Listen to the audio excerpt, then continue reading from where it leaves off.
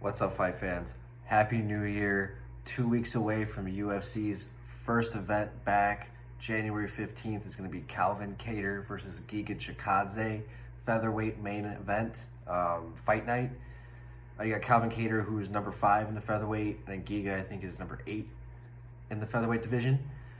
Getting right into it, you got Calvin Kattar, who is taking the much needed year off after that fight he had against Max Holloway last January.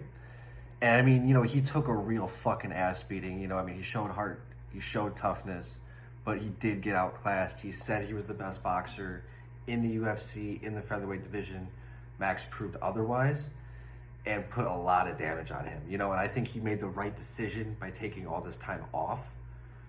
And, he was on a real tear. Wins against Shane Burgos, the knockout win against Jeremy Stevens, the really good performance against Dan Ige. Calvin Kattar has really come into his own in the UFC. But then again, there are levels to this game, and he went against, the arguably number 1 featherweight next to Alexander Volkanovski and Max Holloway. This is going to be a really good test for Calvin, seeing if he still has the confidence, if he's going to hesitate. I have a lot of confidence in him. He's still young. He's what? One second here, guys. He's 33 years old still. That was really his only dominating loss in the UFC. He's 22-5. Yeah, he had that loss against Zabit, but he was really marching and stalking Zabit down in the end of that fight in that 3rd round. If that was a 5-round fight, which it should have been, but Zabit's a bitch and doesn't like to fight fucking 5-round main events, you should get what you sign up for. But anyways, that's a whole nother bag of worms. Calvin looked really good in that fight. Yeah, he got outclassed early on in that fight, but as time went on, his durability, he was able to adapt to what Zabit was doing and took the fight to him towards the end. And Zabit was running. He was tired, and he was running at the end of that fight. So even though that is an L, he looked really good in that fight, and you could say if there was another 2 rounds, we'd have a totally different conversation right now. He had that loss against Renato Moicano. I don't really remember that fight, so I can't tell you, but from what I do remember is that he got outclassed in that fight. He just wasn't himself in that fight, His wins against Shane Burgos, his knockout win against Ricardo Lamas, that fight I remember. That was where I was like, oh shit, this dude's got hands. And his knockout win against Jeremy Stevens, he has the ability to go out there and put anybody away at any given time. It's just all about him being technically sound and not overly aggressive. And that has seemed to have been his downfall, his over-aggressiveness. But he's going to be going against Giga Chikadze, who's a real technician. I think he's got about 6-fight win streak coming into the UFC. I know he's coming off the knockout win against Edson Barbosa. He would have the TKO win against Cub Swanson. Those were his 2 real big tests in the UFC, both against really high-level strikers, very dynamic strikers, and he was basically able to take the fight to them and take them out pretty handily. That the fight against Edson was very close up into that point, but Giga just proved to have the confidence. He was more sharp, he had the swagger, he had the combinations, and he was able to put Edson away. You could say it might have been an early stoppage, but with all the damage that Edson has been taking over the past, I'd say 3-4 years, it was a good stoppage, But that being said, Giga, who's also 33 years old, he does come from the traditional kickboxing background. I'm pretty sure about 38-6 as a kickboxer. It's pretty damn good.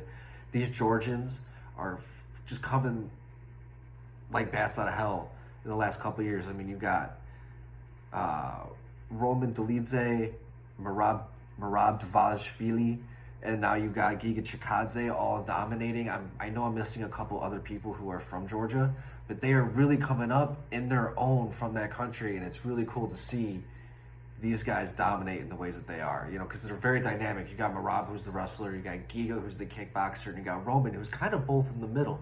So it's really cool to see these guys coming out with all these different styles from this small little country in Europe. So I think it's really cool to see these guys do that. But Giga, it seems like he hasn't had a lot of adversity since being into the UFC. He hasn't lost. He did have that loss in the Contender Series where he did get submitted against Austin Springer. But, shit happens. He's not really a grappler. But since then, he's gone leaps and bounds. During the COVID season, he really just outshined everybody and just took everybody out, took the fight to everybody, showed his dynamic striking, his confidence. The dude just is, just big dick energy to the max. And I'm really excited for this matchup. I almost don't want to pick a winner. We're still 2 weeks away from the fight. Man, I mean,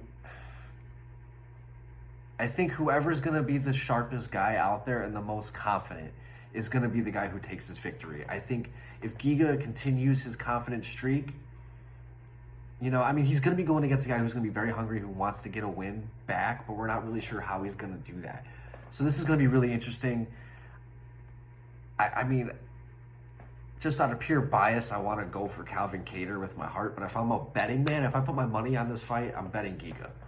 But if I bet with my heart, I'm going with Calvin Kattar on this fight. Besides that, we have some other matchups in that fight night. We got Brandon Royval going against Rogerio Bontorin. I think Rogerio's coming off that loss to Kattar France, where he was dominating really early on in the ground game like he does, like his specialty is. But the second he got to the feet, Kattar France is like, hold my fucking beer, and took him out real quick, face down, ass up type of knockout. Very, very impressive. Going against Brandon Royval, who pretty much took out Kattar France. He got clipped early on in that fight, but he was bigger. It seemed like he was stronger. It seemed like he was faster. It just seemed like the one thing Kai had in that fight was the power. But besides that, like, everything else seemed to go in Brandon Royval's way. But since then, Brandon has kind of gone into a tough streak. After that win, they put him against the top in the division, and he has kind of gone on the bottom end of those fights. So this is going to be a really cool matchup in the flyweight division. I'm very excited for this. We also got Muslim Salikov against Michel Pereira. Michel, who's a very dominating fighter, but he does like to fuck around a lot. If he does keep his shit together, I think he should be well on his way to another victory. But Muslim, he's, I think, on a 6-fight win streak. He's doing really good. He's got 12 knockouts. So you got two very good, dynamic power strikers going against each other.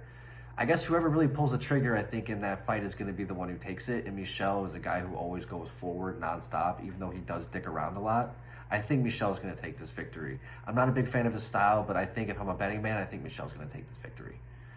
Besides that, I know Katlyn Chookagian's on this card. That's going to be a really good matchup against Jennifer Maia. Jennifer Maia looked really good. She was the one who had the one round on Valentina Shevchenko. She's the only one that kind of showed the chink in her armor. So that's going to be exciting to see. Besides that, I'll be making more videos upcoming, guys. Thank you for listening. I'm going to be going for more subscribers so we can do more videos here and make this more of a legit channel. So please, guys, like, subscribe, comment. Tell me what you guys think. Tell me what you guys want to hear. I would love to hear it. Show in the comment section. Thank you, fight fans. Let's go.